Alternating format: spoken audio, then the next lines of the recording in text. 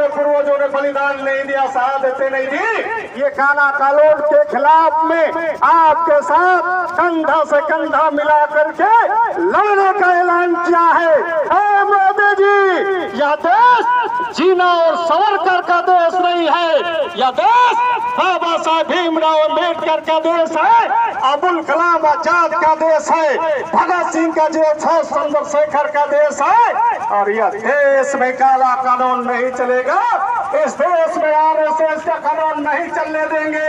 आप नागपुर से बैठ करके नागपुरिया कानून लाना चाहते हैं देश में, और मुसलमानों के साथ साथ यहाँ के दलित आदिवासी समाज को आप कमजोर करना चाहते हो, और इसको इस देश के अमन चैन पसंद लोकतंत्र पसंद लोग ये तुम्हारा कभी भी मंसूबा को ये जो है सो पूरा नहीं होने देंगे।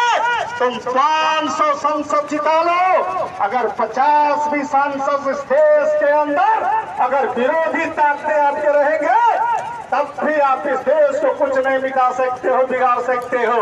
आप कहते हो, हमेशा मुसलमानों को कहते हो कि तुम गद्दार हो, मुसलमानों को सबूत देना पड़ता है अपने देशभक्ति पर। मोदी है, तुम देख लो, तुमसे और आरएसएस वालों से कम हमारे समाज के हमारे पूर्वजों ने बलिदान नहीं दिया, शहादतें नहीं दी। हम शहादत देने वाले कौम हैं, हम लड़ने वाले कौम हैं, अन्याय के खिलाफ लड़ते हैं। और हमारे बाप दादा ने, बुजुर्गों ने हमारे समाज के लोगों को, गरीबों को पढ़ने के लिए, उनको ठहरने के लिए, नमाज पढ़ने के लिए मस्जिद, तालीम हासिल करने के लिए मदरसे, और कब्रिस्तान के जमीनों को, संपत्तियों को वो दान देने के काम किए हैं। और उस संपत्ति को तुम लूटने की कोशिश कर रहे हो, हड़पने की कोशिश कर रहे हो। ये मुसलमानों पर हमला नहीं है, ये देश के लोकतंत्र पर हमला है, देश के संविधान पर हमला है।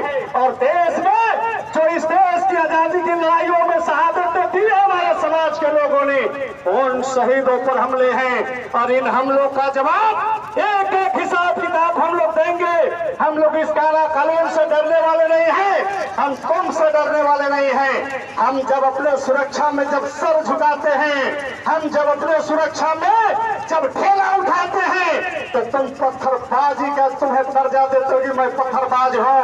और आरएसएस के लोग सारे आम ट्रेनिंग देता है और अपना स्कूल चलाता है, तुम उसको बढ़ावा देते हो, देशभक्ति का तुम सर्टिफिकेट देते हो। इतिहास गवाह